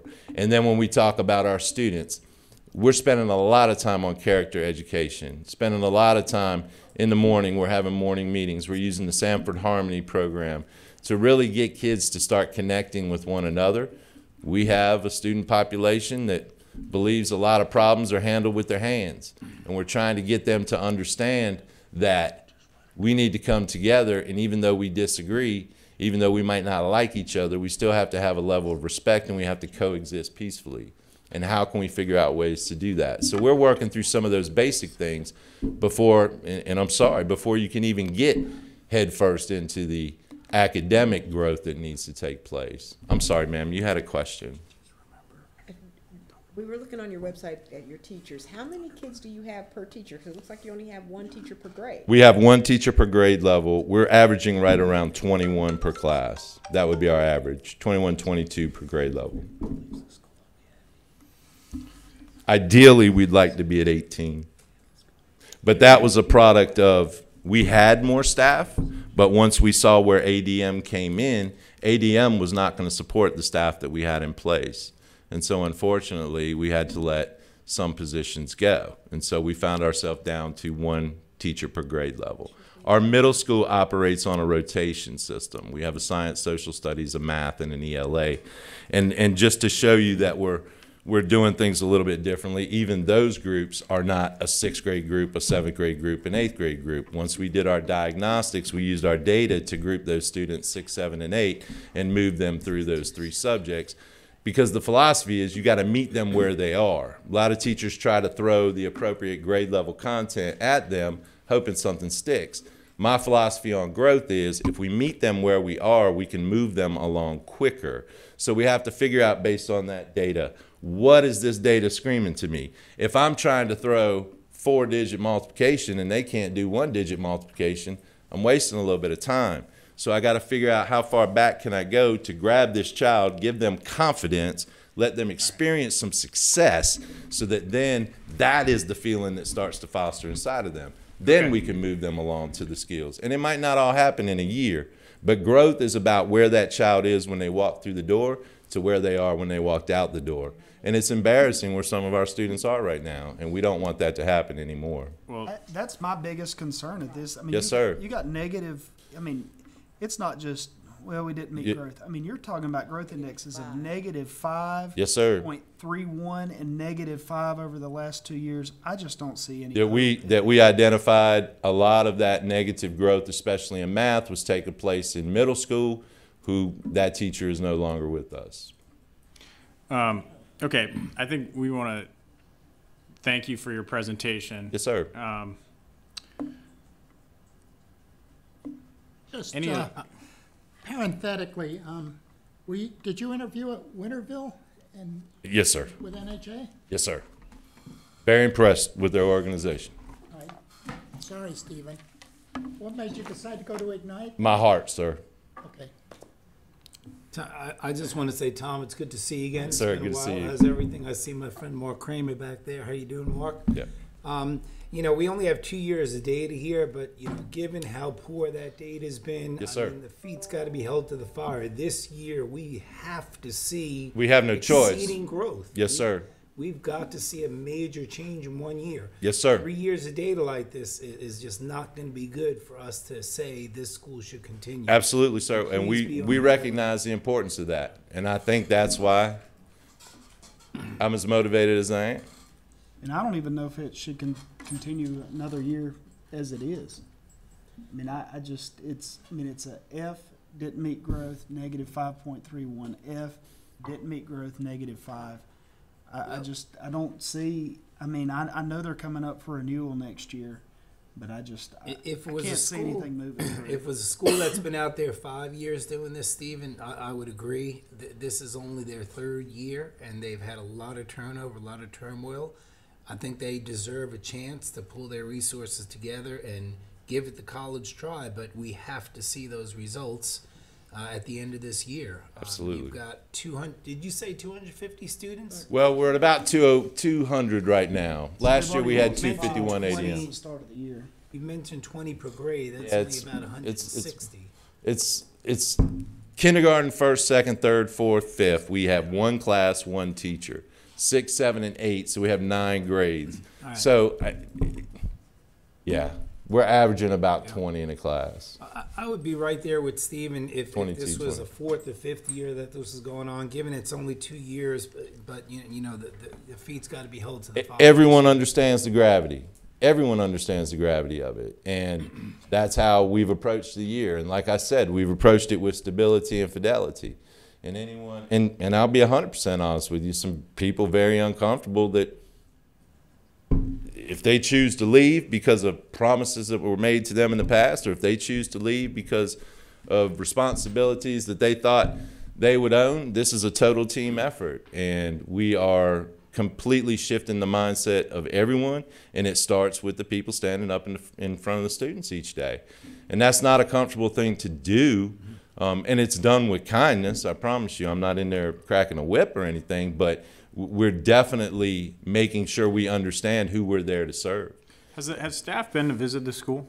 I'm sorry, sir? I'm speaking to Officer Charter Schools. Has staff been to visit the school?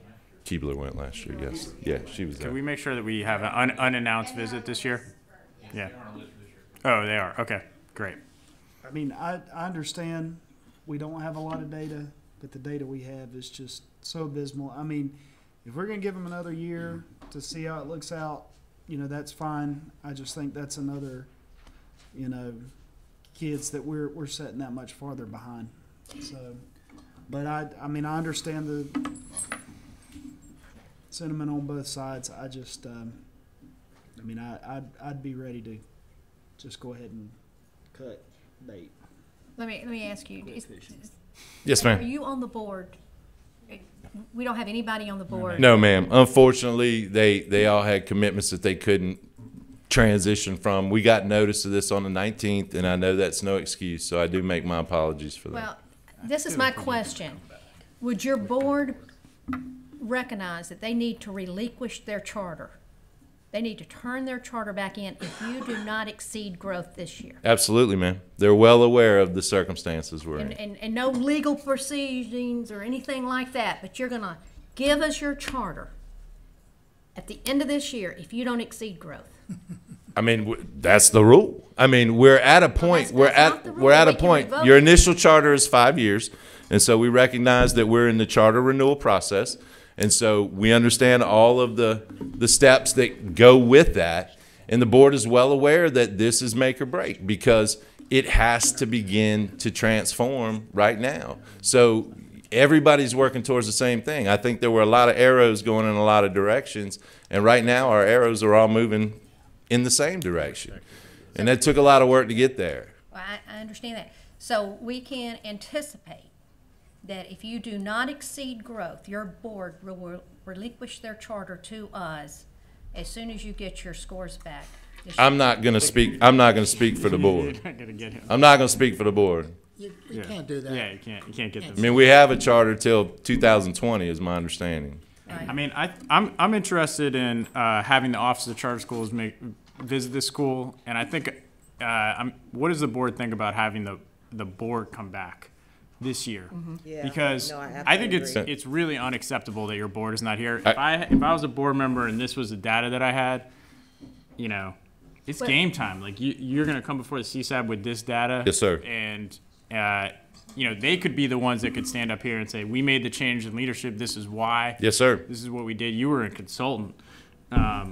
You know, and the fact that none of them are here is really concerning. Yes, sir. It suggests that they don't understand the gravity of the situation. So I would like to see if we could have OCS do their visit, and we can, at the very least, we can have them come back for 30 minutes to present to us, and, you know, we can I would like to ask them that question. Yeah, and reiterate to them that, you know, as they should know, it's do or die. Yes, mean, sir. This is it.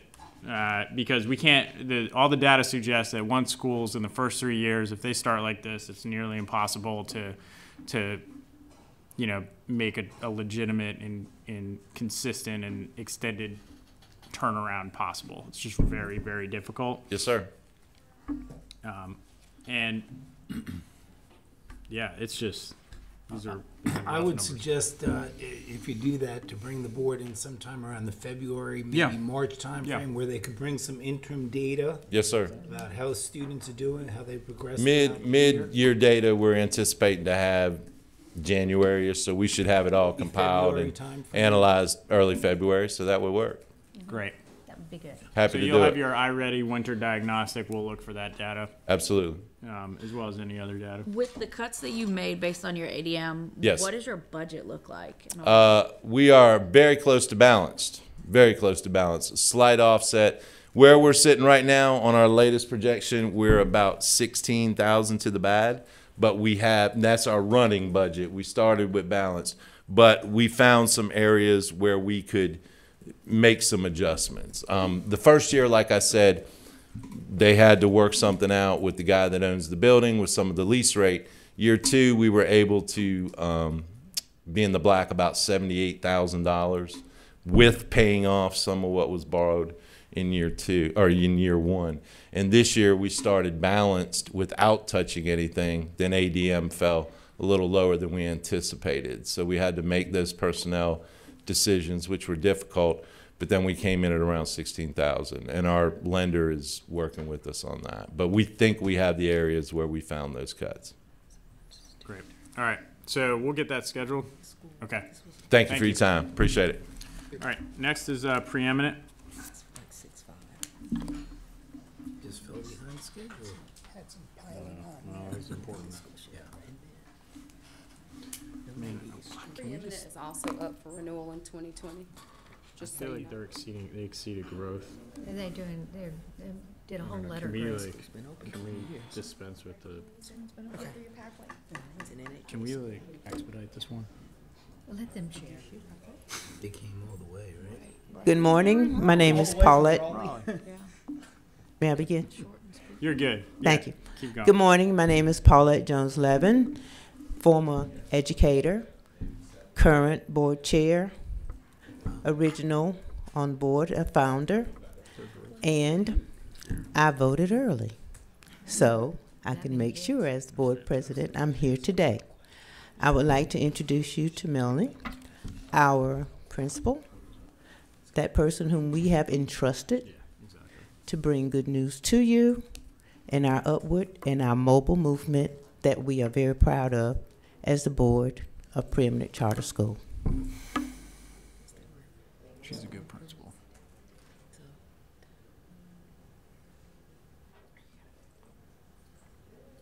Can I ask a question that'll maybe make things quicker? Are you going to keep doing what you did last year? Okay, that's all we need to know. I mean, look, you're only. I'm going to keep doing the things I did last year.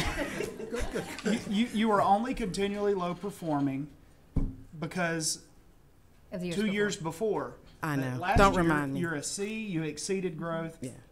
I mean, unless you want to go through it or somebody else wants you to go through What everything. what would you attribute, what are the top 3 levers that you pulled to exceed growth last year? I think that our intervention process is pretty tight. We've got, we're data rats, and we are able to quickly pull pull kids that are not doing well and get them in small intervention groups and work with them. And that has to happen immediately, once school starts. We pull that data from the spring and say, okay, here are our groups and here's how we're going to get started with them. And we continue that. And we rotate kids once we see that they've mastered a particular standard. We phase them out, bring some more in. But we're constantly doing an intervention kind of process. I would say that's one thing. I would also say that with any school to have some success, you got to have some accountability. And if we're afraid to make people accountable, we're not going to be successful. And accountability, making people responsible for educating the students. And we can't be afraid to do that. And I do mean having to release people when they're not doing their jobs. That is my job. It's not cute, but that is my job, and that's my responsibility, and I owe that to the children, to give them great educators. And I tell all my parents, if I'm not going to put my sons in there, I'm not going to put your kids in there. So. How long have you been the principal? This is my 7th year. Your 7th year. You did a great job last year. Thank you. Thank you. At the risk of embarrassing you on this question here, were you eligible for the double bonus as a principal this year? Congratulations. Yes. Yes, it is already spent. Yes. Well, congratulations. Keep up. Thank you. So that was 2. What was the third one? The third one is having great staff. And so in previous years, I've had staff to turn over, but I've also had to turnover people. This last year, my turnover has gone down. I think I lost 6 people over the year, and that's a huge drop from when I started, and we were losing 15, 20. So it's ensuring that the people are in the right spot, and also coaching them, growing them, and giving them incentives for staying. Great. What's your enrollment this year? 625. Yeah, so you went way back up. We went up again. How many Yes. kids in tested grades? Do you know approximately? Approximately, I think I've got about four something in tested grades. Well, I just want to commend you. That is very impressive to have Thank you. So many kids in tested grades and to exceed growth at that level and to build that on a couple of years of both exceeding and meeting growth. So Thank you. just But keep- we are on the grind. Work your plan. Work Yeah. your plan. Keep grinding. Yeah. Excellent work. Great job. Any other questions? Is there something you want to show us that Yeah, you is there- prepared? I mean, I know what it's like to prepare something. We got to and- see the bonus dance already. So I wish we were recording this on video. So that was good. I would impress upon. I hope and I believe that this is happening. Knowing this principal, that NHA would be really tapping what she's doing and how she's doing that to help some of the other schools. So I mean, I hope that you're tapping it. They're tapping using and into abusing her. me? Is that what you're saying? You hope they use and abuse me for what I know? Okay. Yes, I mean This because is my boss. This is a obviously a school that has kind of been up and down over the years and does comparatively to the NHA schools have a high number of students on free and reduced Yeah. lunch, and Yeah. so when you see when it's happening, you got to figure out what's working and try to replicate it in your other Exactly. campuses. So I hope Exactly. that NHA is doing that. Exactly. This is Lori Hill. This is my boss. She wants to make a comment. I just have to say how proud I am of Melanie Williams. Yeah, she's really brought stability to Preeminent over these past years, stabilized the staff, stabilized the school population, and her use of data is next to none. And yes, the data dives and the process that she uses on a weekly basis has been shared with the other principals, and they've come to watch it and see it, and just the grit that she has and that her deans have to provide opportunity for their kids is amazing to me. I'm just so proud of what they've accomplished, and getting that C this year was a huge, huge deal. An awesome phone call. Great job. Great job. If I could make an observation, and I'm not going to mention any other schools, from my spies and confidants within NHA, I have heard that the principal at Preeminent is a rock star. I am, darling. For everything you've done. Thank you.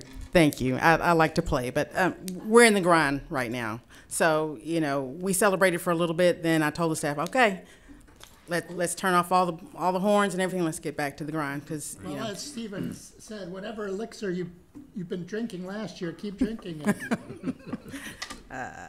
Great work, Melanie. Great work. Thank you. Keep it up. Thank you. All right, thanks. It's nice to see We you made up some time. All right, made up some time, and I'm going to hand it over to Stephen for PAVE.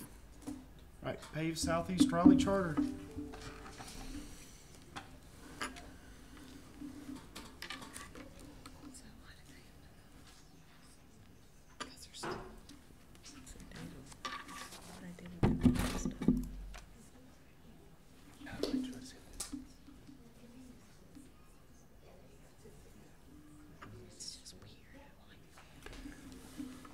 Good morning to the board. My name is Spencer Robertson. I'm the CEO and founder of PAVE Schools, and also a founding board member of PAVE Southeast Raleigh Charter School. I'm joined today by 2 additional board members, founding board members, Quan Graham and Dexter Hebert, as well as our executive director, Mabel Lajes Quiteras. So we're happy to report out to you today.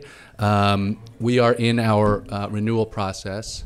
We're currently in our 4th year, and I thought it would be helpful just to give you all a quick snapshot of where we are. We started with just actually, let me back up, and I was remiss not to put our mission statement on this opening slide, but PAVE strives to prepare kindergarten to 8th grade students to thrive in competitive high schools and ultimately college. And we do that grounding them in a curriculum infused with our core values, perseverance, achievement, vibrance, and excellent character, PAVE. As I mentioned, this is our 4th year. We have grown from a kindergarten first grade housed in a small converted daycare of 115 students to currently, we moved in our 2nd year to a 60,000 square foot building on a 17-acre campus, and currently have 385 students in grades kindergarten through 4. So that was a big transition that enabled us to offer seats to, not quite, to 50% more students in each kindergarten class. I'll go ahead here. Just to talk real quickly where we are, what's going well. What's going well at PAVE Southeast Raleigh Charter School. And we get feedback from teachers and leaders that our curriculum and assessments that were actually developed, in New York, where myself and other members of our CMO work has been well received and is being implemented with fidelity by teachers across the school. We have highly invested families. We established a strong culture. Exact numbers we don't.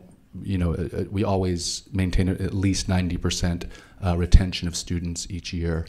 As evidenced today, we have an extremely engaged and dedicated founding and ongoing board of directors.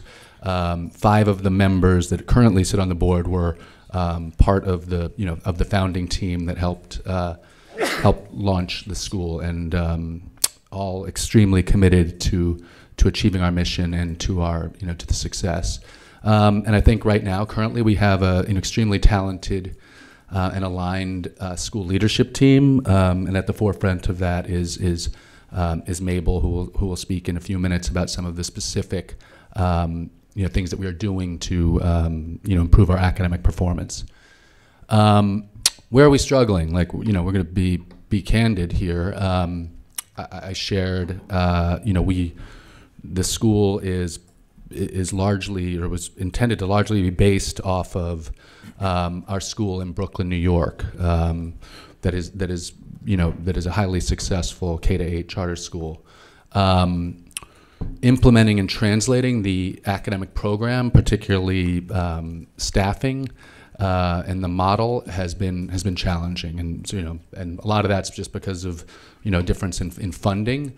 That's not an excuse. It's something that we continue to work through. But just an obvious example of that is funding in New York allows us for 2 teachers in every K-4 classroom, 2 certified teachers, and a class size of 27 or 28.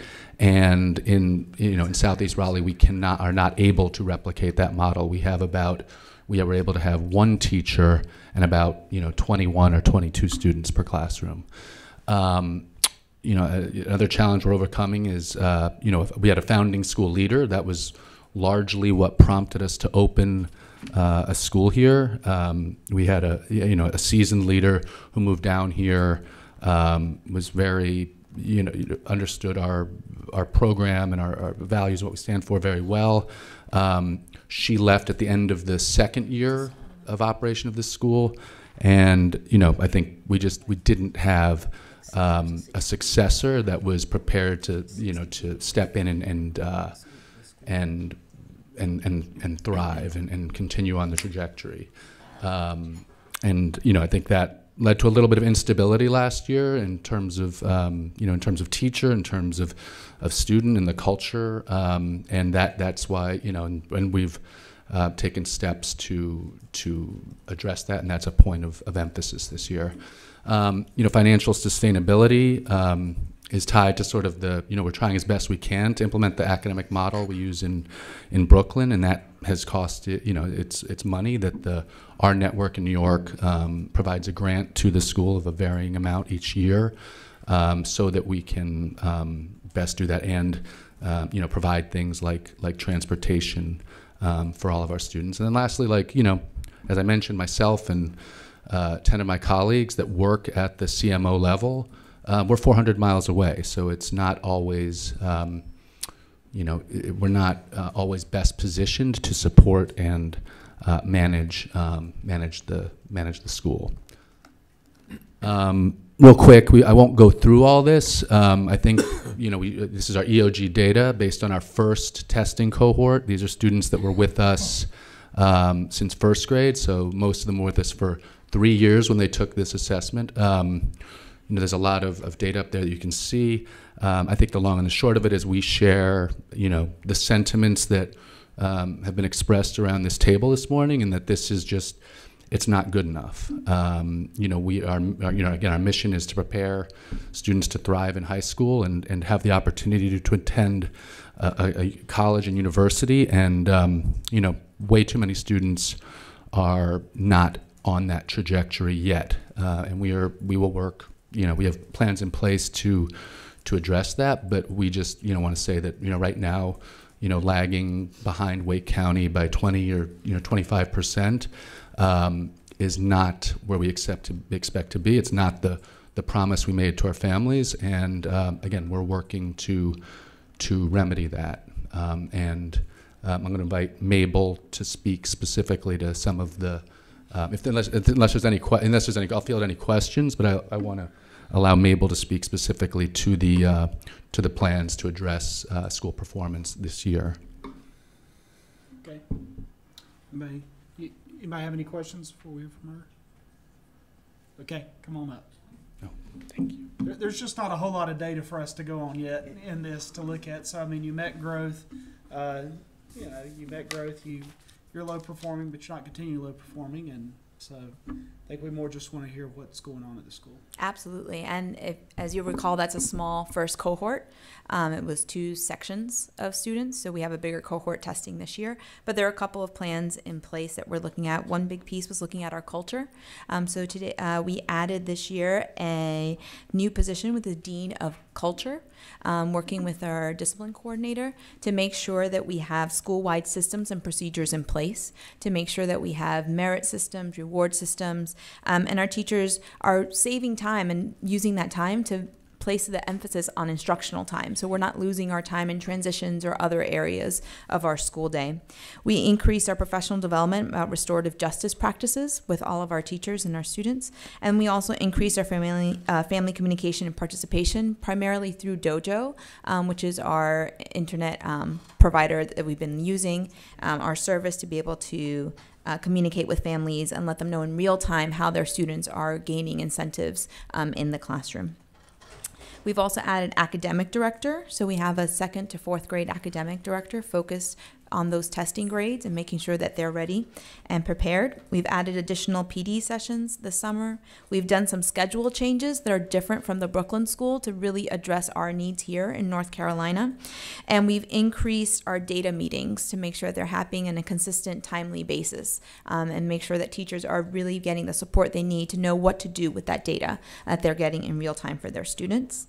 We've added an ELL teacher as a full-time staff member. We have a significant population, about 30 of our students qualify for ELL support, and so we have a full-time staff member now who is providing that support to our teachers and our students.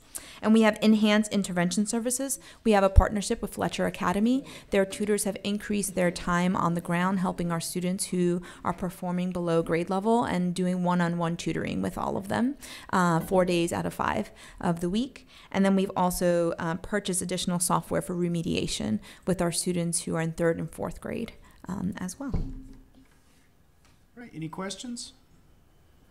All right, thank you all for your presentation. Keep up the good work. Thank you. Yeah.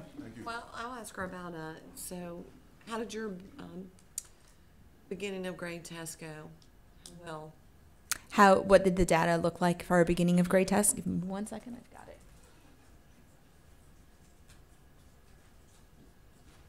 So for our 3rd graders, we had 15% of them meeting the grade level readiness standards of a 3, 4, or 5. So we have a large mountain to move to get them ready. I mean, that's probably fairly, yeah, Mm-hmm. it's not unusual. Mm-hmm. Yeah. And those kids would have been, for the majority, with you since kindergarten? The majority, though we did have an influx into our 3rd and 4th grade this year. So we did, that was the grade, those were the grades we saw the most influx. In fact, our 3rd and 4th grade was where we had the most wait list students, and we had some transition moving, and so most of the students that were able to come in into that grade, those grade levels. So this year you're K4. Two classes per grade? All except 4th, no, there are 4 sections per grade, yes, but 4th grade is only 2 sections. Their oldest grade is only 2 sections, and next year there'll be 2 5th grades and then 4 sections of 4th grade. Okay. All right, any other questions? All right, thank you. Thank you. Okay, here's what we're gonna do. I'm going to move that we go into closed session to consult with our attorneys on attorney-client related matters, and we will then have lunch, and then we're gonna come back and we're gonna eat as fast as we can so we can actually come back and start at noon and get us back on track, especially since we added something that could be lengthy to the end of the agenda today. So I move that we go into closed session to have a conversation with our attorneys on attorney-client privileged matters. Is there a second? Got a motion and a second. Any discussion? All in favor say aye. Aye. Any opposed, no. The ayes have it. So we'll go into closed session, and we will start back in open session at noon.